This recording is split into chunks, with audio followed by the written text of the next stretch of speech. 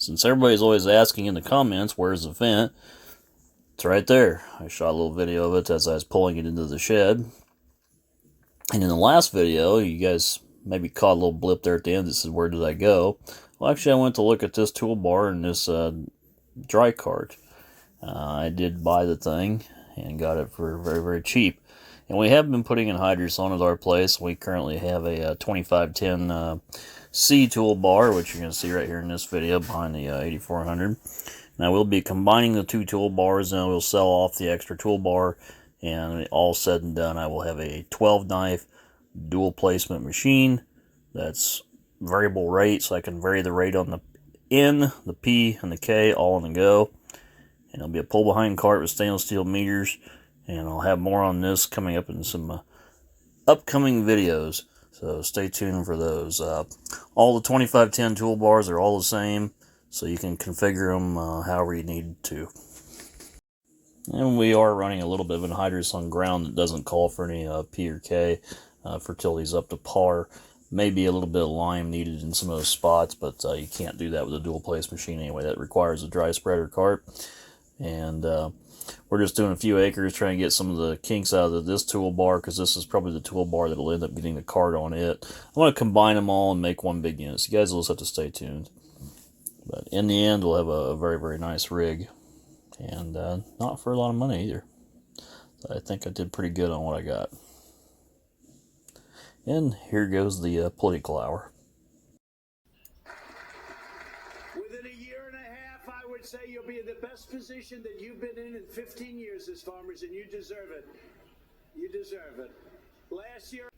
That was back in June of 2019. But our markets haven't got any better. Here's current cash bids from one of the best playing ethanol plants in our local area. This was taken November 26th. This is a chart. It's an average cash corn prices received by Iowa farmers from 1925 to 2009. Page 1 will be 1925 through 1964. And I will go slow here and pan back a little bit so you guys can hit the pause button and view these for yourself. Now here's page 2, 1965 through 2019. Again, I'll go slow, so if you need to pause the screen, you can. But Trump said the best position in the last 15 years. Well, during that 15 years in this area, why is that corn $7? That's weird. $6.92 average for the year. So I guess we're going to have corn in the best position. Does that mean it's going to be above $6.92? And to hold his promise of last June, he's only 6 months away from this corn magically going to $7.25 a bushel. Wonder how he's going to do that. Maybe Trump's going to get our markets up through ethanol. But why did he issue 85 waivers since 2017 that's destroyed ethanol and created a 1.4 billion bushels of corn that should have been used for ethanol is now sitting in bins?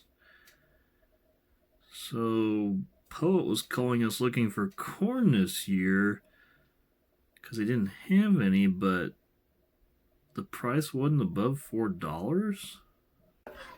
Tremendous for the farmers. As Steve said, that's almost as good as, which I disagree with him on that, but it's almost as good as going from 8 billion and then to 16 billion, which was their all-time high, to 40 to 50 billion. So we're going to be up to 40 to 50 billion dollars of agricultural purchases, which means the farmers are going to have to work a lot of overtime to produce that much. That's the largest order in the history of agriculture, by far, by 2.5 times. And technology transfer will... And there's the exact phrase that Trump said, quote for quote. And he said that 8 billion and then 16 billion, which is their all-time high, but according to Fact Check, 16 or 17 billion, our all-time high was 26 billion in 2012. Oh, well, I guess we're still going to that 40 to 50 billion, so that's quite a bit of gain. But a month later, now the deal says they're only going to buy 20 billion. So what happened to the 40 to 50 billion? Gee, sounds like he blatantly lied and gave us all false hopes. And 20 billion, that's not even as good a deal as the 26 billion we just had. So after all these tariffs and anguish that we went through, we're getting less money? We shouldn't have to pay farmers to take the edge off of a trade war that shouldn't have been started in the first place. I will support farmers, but not long ago, I was in Boone, Iowa. Guy came up to me, he said, I got my Trump bailout check, but I would have rather spent that money on conservation. By the way, this isn't even making farmers whole. If you're in soybeans, for example, you're getting killed. And it's not just what this president's done with the trade war in a lot of parts of the country. The worst thing is these so-called small refinery waivers, which are killing those who are involved in ethanol. Look, I don't think this president cares one bit about farmers. He keeps asking them to take one for the team, but more and more I'm talking to people in rural America who see that they're not going to benefit from business as usual under this president.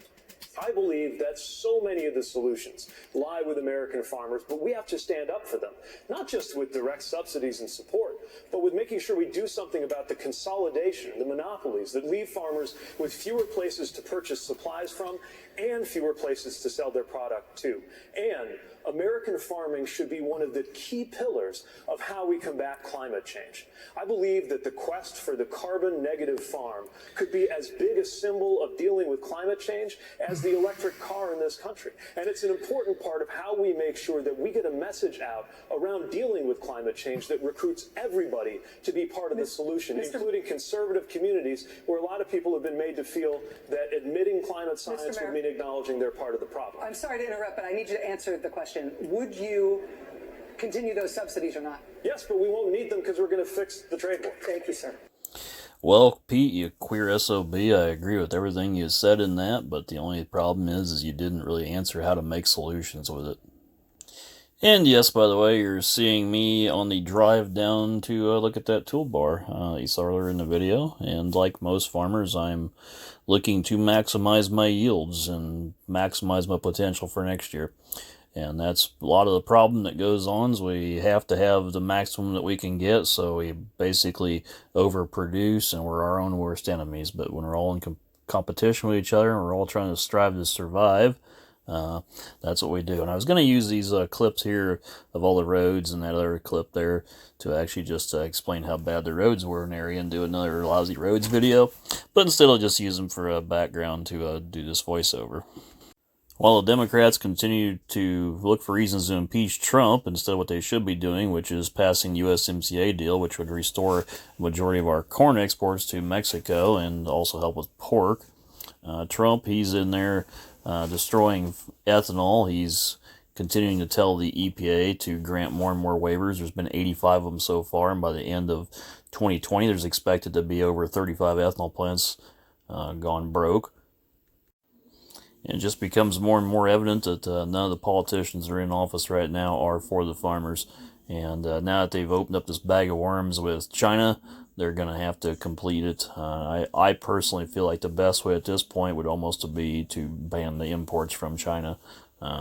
Make them have to honor that $50 billion deal, which is not going to happen, and I wouldn't expect anytime soon to have any resolve to any of that China trade war. And the whole time I see everybody complaining about the MFP payments, claiming it's socialism. It's actually not socialism at all. If you want the definition of socialism, look at your schools. The MFP is simply government interventionism to a free market. And for the record, I would rather side with Trump over the Dems, but I really don't side with either one of them. I am personally a libertarian, or that's the party I would affiliate with the most, because I really don't like the government intervening in anything in our lives. Freedom's hard to argue with, so if you like this kind of video, please comment, rate, and subscribe, and always look forward to everybody commenting, except for the trolls. But I'll close it out with a few pictures of that other double shooter, and you guys will be seeing more of that in the future, as well as maybe commenting more on what I talked about in this video, because it directly pertains to what prices you will have in your sustainability to agriculture. So thanks for watching.